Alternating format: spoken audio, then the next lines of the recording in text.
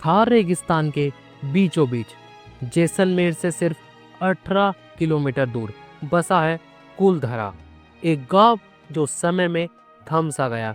कभी पालीवाल ब्राह्मणों की चहल पहल से भरा गांव आज खंडरों में तब्दील है, जो रहस्य, विश्वासघात और एक कथित श्राप की कहानियां सुनाता है। क्या वजह थी? किसी क्रूर शासक का दमन, सूखते संसाधन या कुछ अलौकिक? चलो कुलधरा के इस रहस्य को खोले, सच को झूठ से अलग करें और इसके डरावने अतीत में और गहराई में जाए। कुलधरा की नींव 13वीं सदी में पालीवाल ब्राह्मणों ने रखी, जो अपनी खेती की कला और व्यापार की समझ के लिए मशहूर थे। जैसलमेर के पूर्व में पाली क्षेत्र से आए इन ब्राह्मणों ने कुलधरा को रेगिस्तान में एक समृद्ध केंद्र बनाया। इतिहासकार लक्ष्मी चंद की 1899 की किताब तवारीख ए जैसलमेर में लिखा है कि पालीवाल ने यहाँ पहली बार बस्ती बसाई। उन्होंने उदानसार नाम का तालाब खोदा, जो रेगिस्तान में पानी का बड़ा इंतजाम था।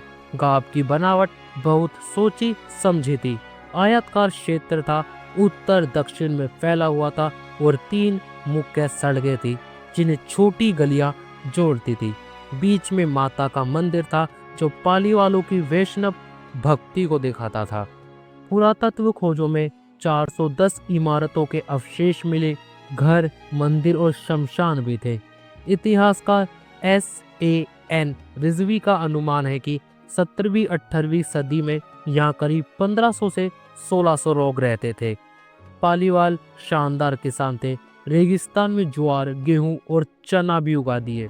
वो व्यापारी और साहूकार भी थे। जेम्स टोन ने 1815 में लिखा कि उनका धन पूरे भारत में फैला था।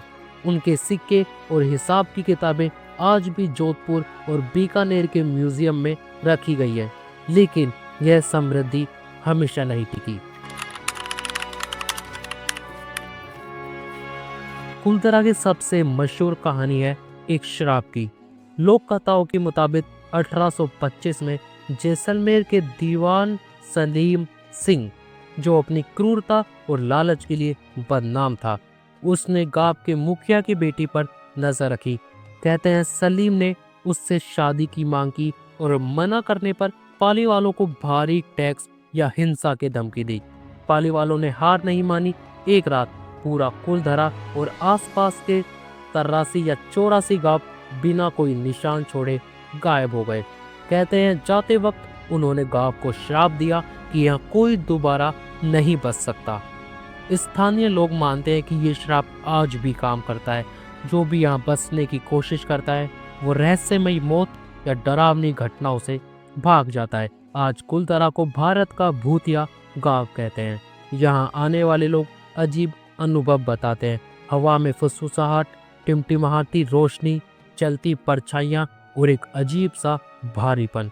इंडियन पैरानॉर्मल सोसाइटी ने भूतों की आवाजें और गाड़ियों पर निशानों की बातें दर्ज की, लेकिन क्या यह सच है या समय के साथ बढ़ी चढ़ी कहानियां? इस कहानी में कई रूप है। कुछ कहते हैं पाली वालों ने पीछा करने से बचने के लिए अपने निशान मिटाए।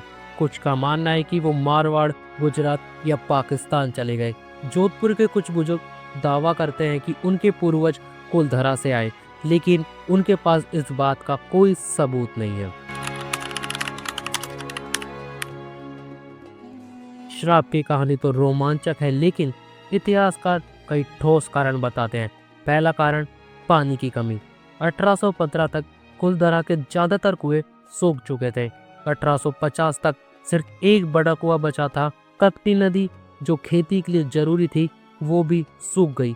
इस पानी के संकट ने पाली वालों की खेती को खत्म कर दिया। दूसरा कारण है आर्थिक दबाव।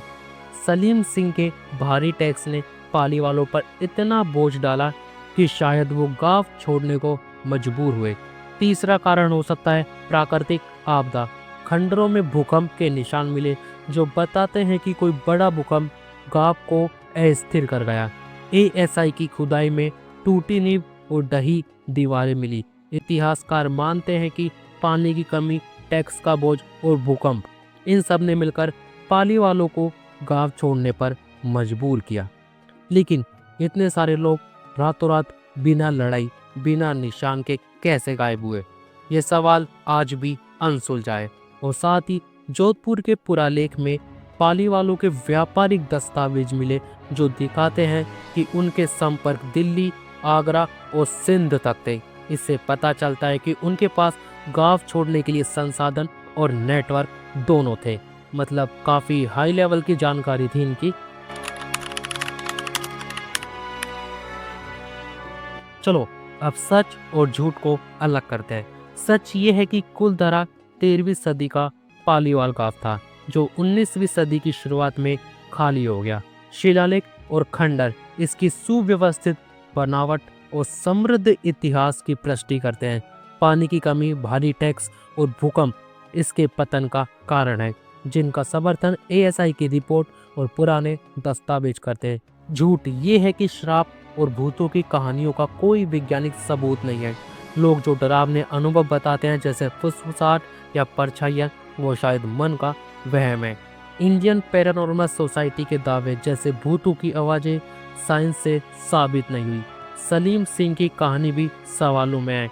इतिहासकार कहते हैं कि ये शायद एक बनाई गई कहानी है ताकि पलायन को रोमांचक बनाया जा सके। सच शायद ये है कि पानी, पैसे और प्राकृतिक आपदा ने पाली वालों ब्राह्मणों को मजबूर किया होगा। वैसे बॉलीवुड फिल्में और यूट्यूब चैनल्स ने कुलधरा को हॉन्टेड टैग दिया है, जिसने इसे भानगढ़ किले जैसा मशहूर कर दिया। 2015 की फिल्म रिवॉल्वर रानी ने भी कुलधरा की डरावनी इमेज को बढ़ावा दिया। अब पूरा सच क्या है ये तो भगवान और पालीवाल गांव के लोग ही जानते थे। आज कुलधरा एएसआई और राजस्थान पुरातत्व विभाग का संरक्षित स्मारक है। 2010 से सरकार ने इसे टूरिज्म स्पॉट बनाया और गांव के कुछ हिस्सों को ठीक किया ताकि इसकी विरासत बची रहे। गांव सुबह 8 से शाम 6 बजे तक खुला रहता है, लेकिन रात में जाना यहाँ मना है। डरावने माहौल और सेफ्टी की वजह से कुलधरा इतिहास प्रेमियों, साहसिक यात्रियों और भूत प्रेत के शौकीन लोगों को वहाँ खींचता है। सूर्यास्त के समय यहाँ की शांति और रेगिस्तानी हवा एक अनोखा अनुभव देती है।